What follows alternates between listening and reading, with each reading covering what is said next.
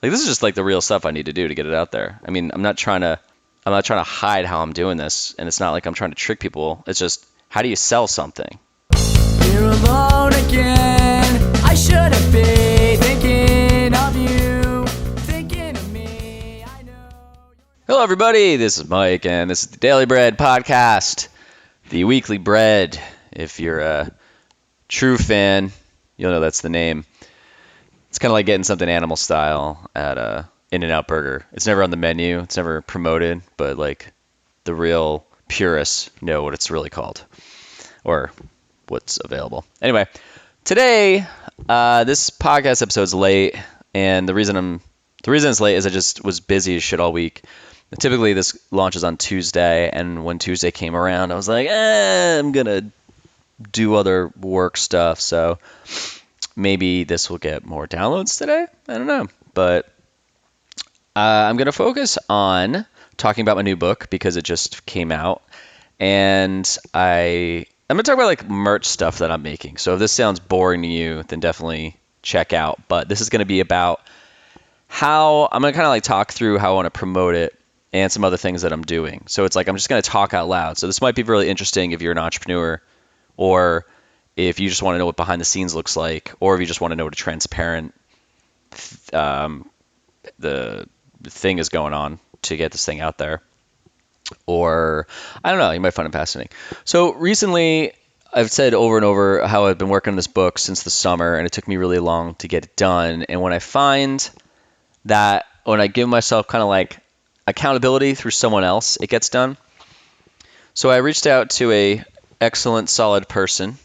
I don't know if they're still listening to these podcast episodes, but I had asked this person. I was like stuck on finishing the book because here was a couple things that were the issue. That one, I hand drew the book over the summer. I bought these little moleskin blank books that had brown covers and blank pages. And I one day just started writing just concepting what the book would be, and it turned out that I just designed the whole thing, just hand drew the whole thing. And the theme I'm trying to continue here is that the thing I think that makes the comic mine, and my idea on how I made it mine, is my handwriting. So obviously, whatever I say every day, that's just me. That's 100% me.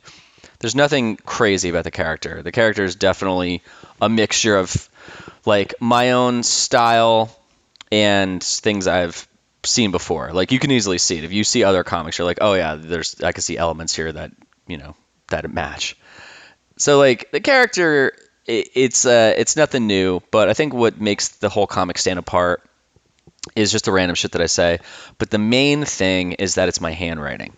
And all of the first book I did took me a while because I recreated the comics on my computer, because every day I hand draw these in a book, and I've got about 7 or 8 books that are full now because I've been doing this every day for over 3 years.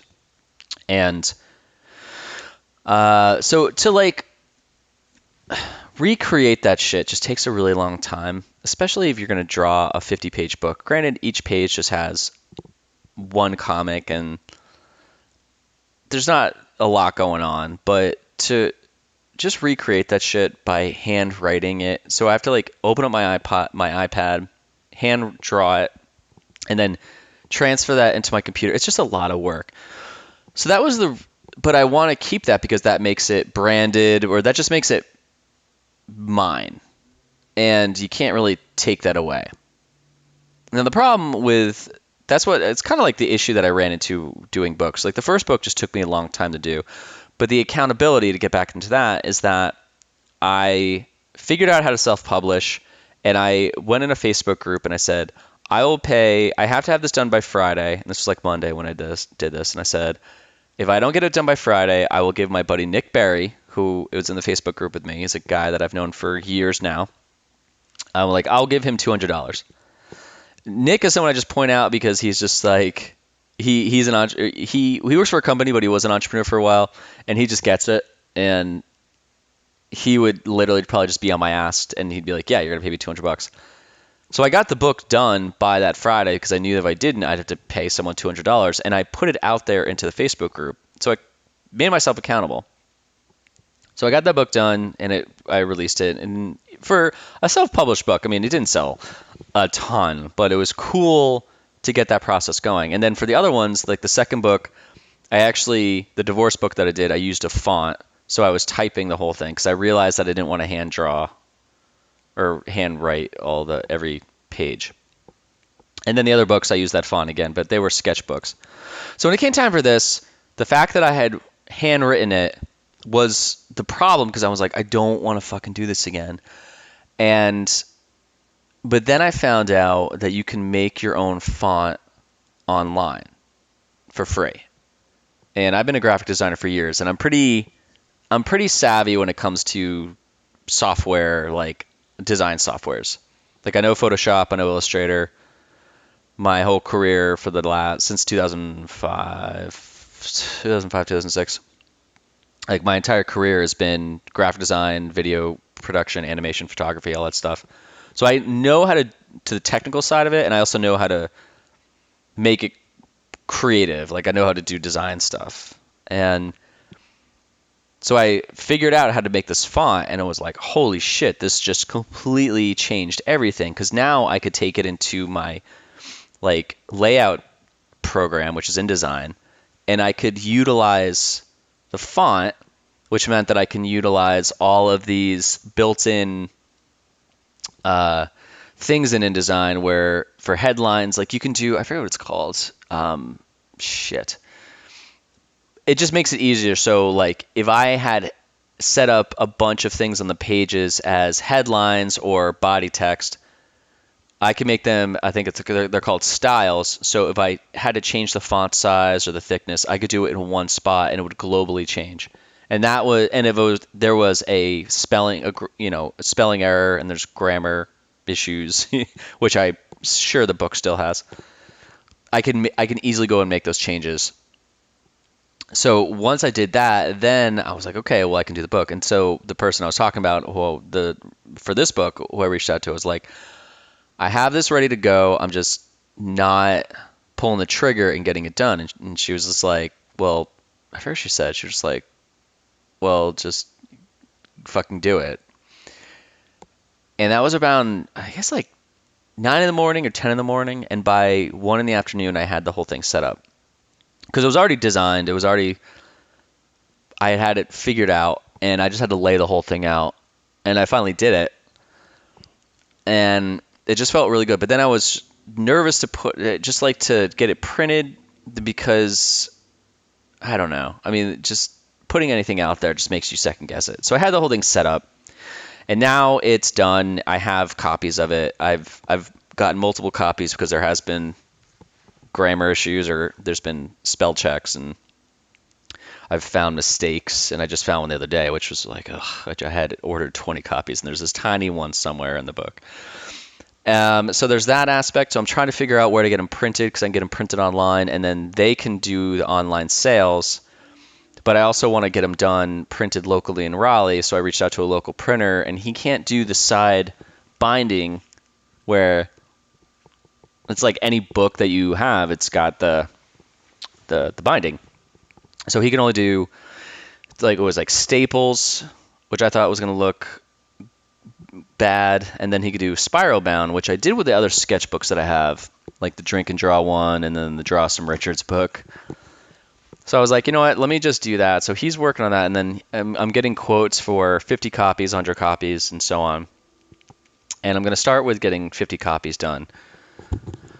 So now this thing is alive, and currently I'm doing this video promotion for it where I'm kind of going around videotaping couples' reactions to the book for the first time. So that's really fun. And then I'm going to make that into a video.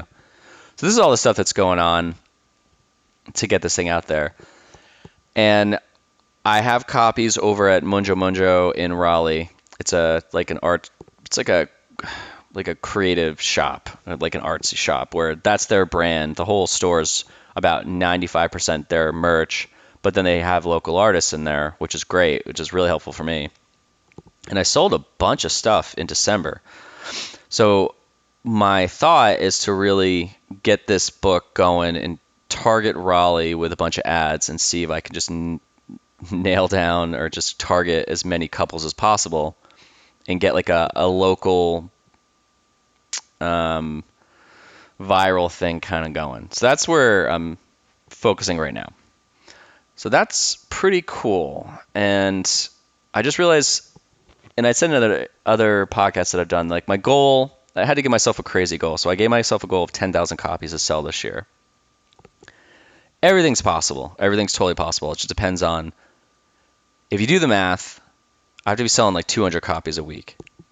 So then that gives you like a mathematical reality of how do you accomplish that.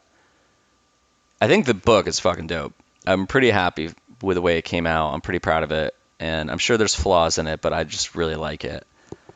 And people are buying it, which is really cool, but I don't know how to get it out to the masses. So that's where I am now. That's a very loud motorcycle.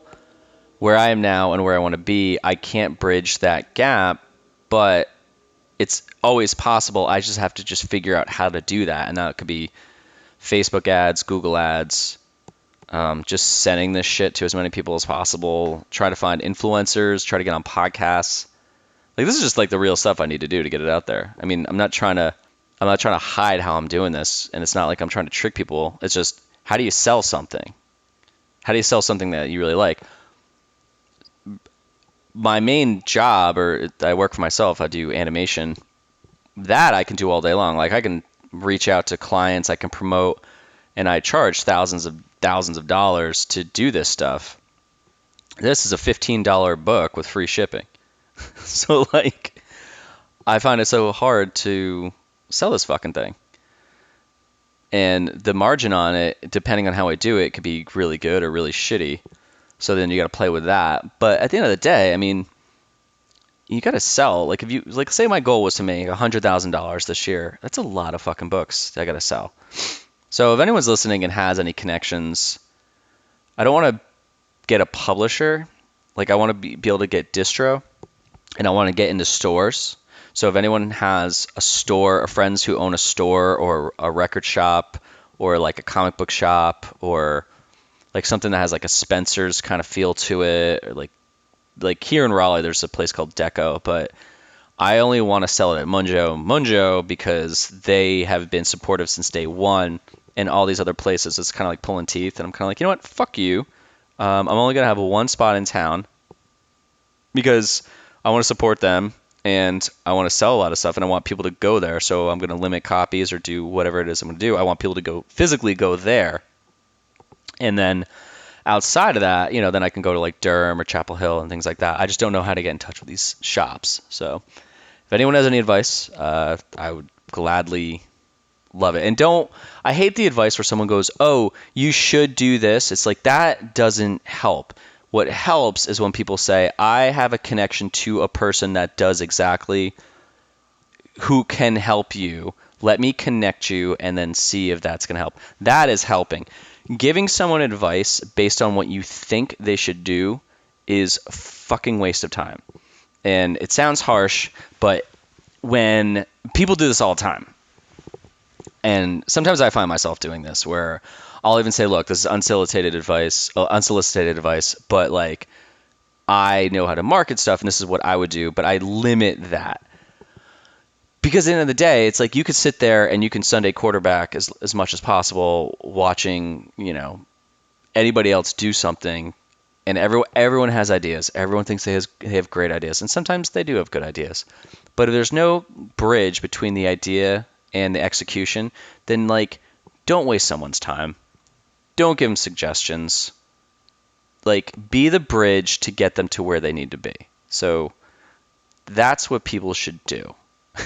Like, and if you have friends who are entrepreneurs and they reach out to you for referral, and if you work for full-time for a job, like, people typically who work full-time are thrown by that because they're like, well, that I just feel uncomfortable. That's like sure, I get it. And if you don't know the person, that's one thing. But if you trust this person and it's just a connection to somebody, and that could be what's going to help this person survive. And at least they're trying, and they have no guaranteed income. It's just based on what they're doing, their hustle, air quotes. Like, help them out. It's really easy to just connect somebody. And if you don't do that, like, I think you're kind of a dick. Like, I think if people don't want to connect people, again, they have their reasons. If it is going to be